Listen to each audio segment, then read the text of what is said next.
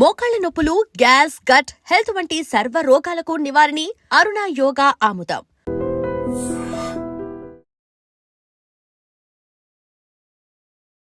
అందరికీ నమస్కారం. Welcome to healthy conversations with ఐడ్రీ media.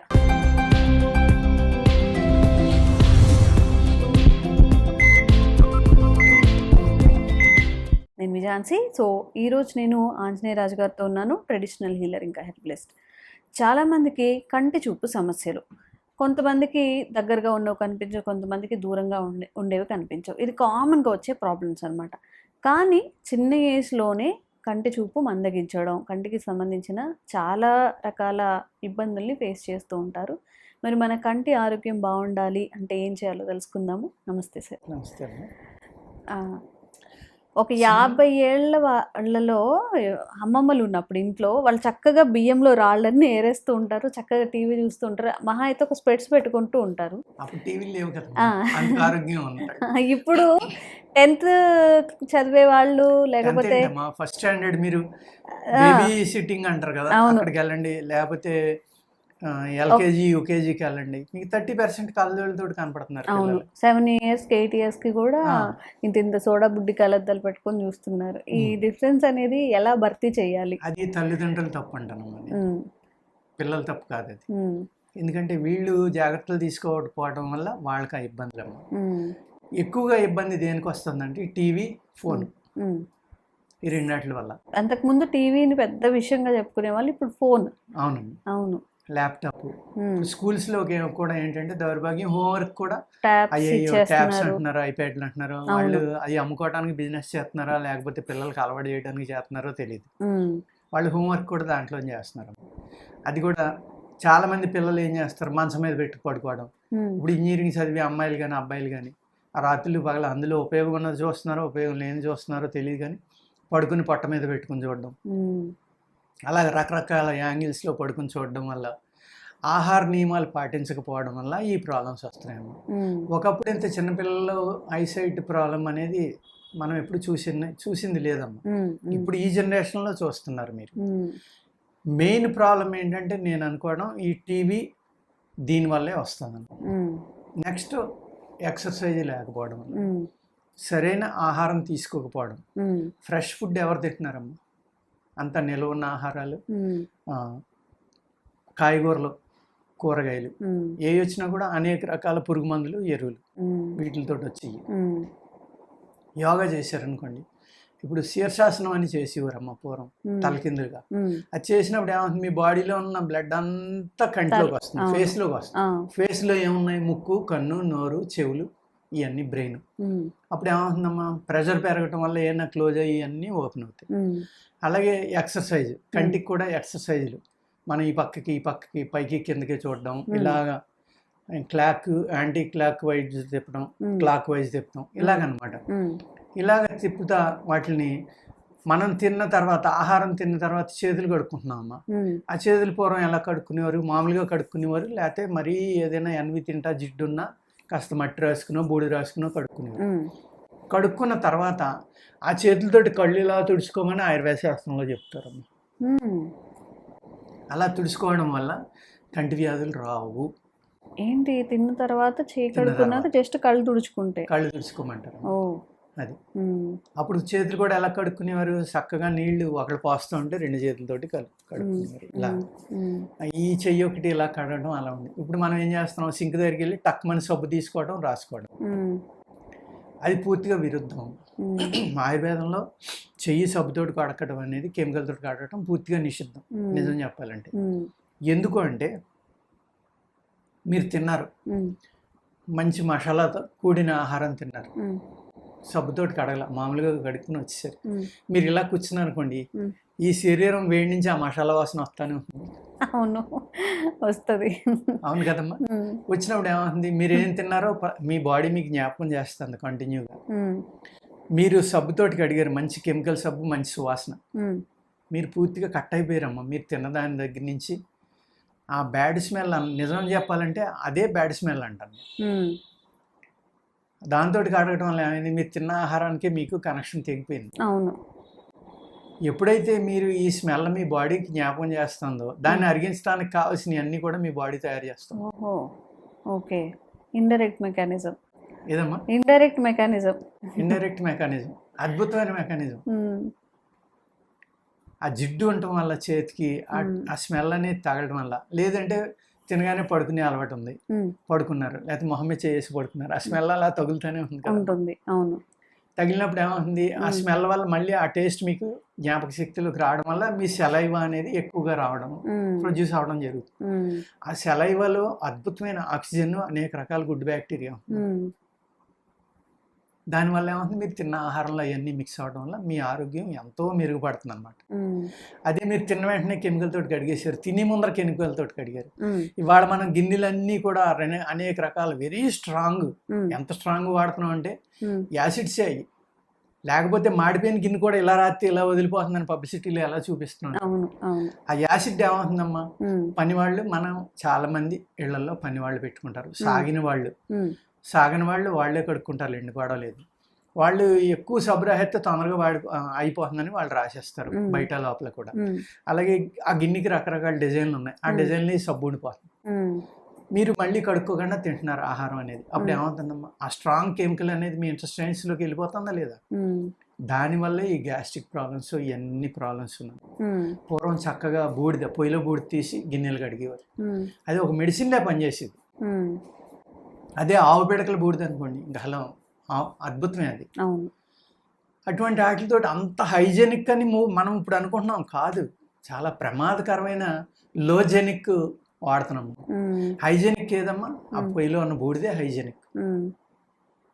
ఒకప్పుడు కోల్గేట్లో బొగ్గు కలుతుందని నవ్వేవారు, ఉప్పు కలుతుందని ఏది మనం పళ్ళపుళ్ళు బొగ్గులతో తోముకుంటున్నారు, పొల్లలతో తోముకుంటున్నారు, అవి గుచ్చిపోతాయి, చిగుళ్ళు పాడవుతాయి, పళ్ళు. ఇప్పుడేమో అవన్నీ కూడా మళ్ళీ వాళ్ళే తిరిగి పబ్లిసిటీ చేస్తారు, మేము బొగ్గు కలిపాం, మేము లవంగం కలిపాం, మేము ఉప్పు కలిపాం.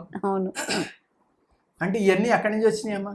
ఒకప్పుడు నిజమది, దాన్ని అబద్ధంగా ప్రచారం చేశారు. మళ్ళీ ఆ నిజం ప్రజలకు తెలుసుకునేవాడికి అమ్ముకోవడం కోసం అవన్నీ మళ్ళీ ప్రజల్లోకి పట్టుకెళ్తాం. మనం అసలు ఎలా ఉండాలి, ఏం చేస్తే మంచిదని మన బుక్స్ లో కూడా ముందుగానే చెప్తూ ఉంటే బాగుంటుందేమో సార్.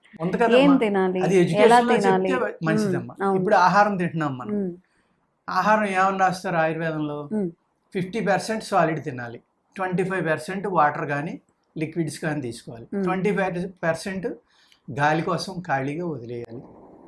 మనం ఏం చేస్తున్నామమ్మా, 100% సాలిడ్ తింటున్నాం, 25% ఎక్స్ట్రా జ్యూసులు పెడుతున్నాం, ఇంకా 25% ఆక్సిజన్ ఖాళీ ఎక్కడ ఉంది అక్కడ.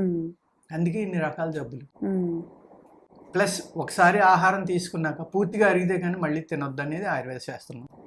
మనం ఎక్కడ ఉంటున్నాము, ఏదో ఒకటి తింటాం. పగలు 7ంటికి లేస్తే మనం సాయంత్రం 10 దాకా ఏదో ఒకటి స్నాక్స్, లంచ్, డిన్నరు, బ్రేక్ఫాస్ట్, జ్యూసులు, ఎన్ని రకాలు తీసుకుంటున్నాం, జబ్బులు రాక ఏం చేస్తాం.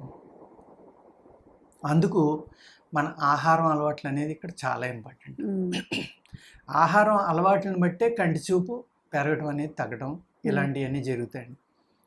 వెరీ సింపుల్ టెక్నిక్స్ ఉంటాయమ్మా. ఇప్పుడు నేను తిన్న తర్వాత ఆహారం అది రాసుకోమన్నా చేతులు, అలా కాకుండా మీకు కంటికి సంబంధించిన ఆల్మోస్ట్ చాలా రకాల జబ్బులు తగ్గాలి అంటే మీకు డౌట్ వచ్చిన వెంటనే కుడి కన్నులో తేడా ఉంటే ఎడమ కాలు బొటకన వేలు గోరు మీద జిల్లేడు పాలు ఒక చుక్కేసి రాసుకోవాలి పడుకునేటప్పుడు, తగ్గిపోతాయి. కుడి కన్నులో ఉంటే ఎడమ కాలి యొక్క బొటకన వేలు గోరు మీద, ఎడమ కన్నులో ఉంటే కుడికాలి బొటన వేలు గోరు మీద ఒక్క చుక్క జిల్లేడు పాలు 1-2 చుక్కలు వేసి మొత్తం రాసి అలాగే నిద్రపోయి పొద్దుటే మామూలుగా కడుక్కోవాలి. ఒక 1 వీక్ 4-5 డేస్ చేస్తే సరిపోతుంది. కంటి దగ్గర ఎటువంటివి రాసుకోవాలి, ఎంత చక్కగా పనిచేస్తుంది. ఇలాగా అనేక రకాల అద్భుతాలు పూర్వం ఉండి అమ్మ. అప్పుడు బండగా ఉండేవారు, ఎవరో పట్టించుకునేవాళ్ళు కాదు, పొల్యూషన్ కూడా లేదు. మా చిన్నప్పుడు ఏం చేసేవాళ్ళం, ఏ కంటి ఎర్రబడినా కూడా కంటిలో ఏది తగిలినా సపోజ్ ఒక గుడ్డ తీసుకుని నోట్లో పెట్టి ఆవిరి పట్టేవాళ్ళు. కొన్నిటికి మన బాడీ హీట్ ఆ క్లాత్లోకి వెళ్తే దాన్ని కాపడం పెట్టుకునేవాడు. ఎటువంటి దెబ్బ అయినా తగ్గిపోయేది. లేకపోతే 2 అరిచేతులు బాగా పామి వేడి చేసేవాళ్ళు. కంటి కొలకల్లో కురుపులు అంటారు, కంటి రెప్ప చివరిని కురుపులు వస్తాయమ్మా, ఆ కురుపులు తగ్గాయి కాదు, చాలా ఇబ్బంది పెట్టేసి వాటికి ఏం చేసేవాళ్ళం, అస్తమానం ఇలా పానుకోవటం, వేడిగా కాపుని పెట్టి అలాగే ఓ రోజంతా చేసేటోడికి నెక్స్ట్ 1 అవర్లో తగ్గిపోయామ్మా. ఈవినింగ్కి కంప్లీట్ క్యూర్. అవును, అంటే అనేక రకాల టెక్నిక్స్ అనమాట.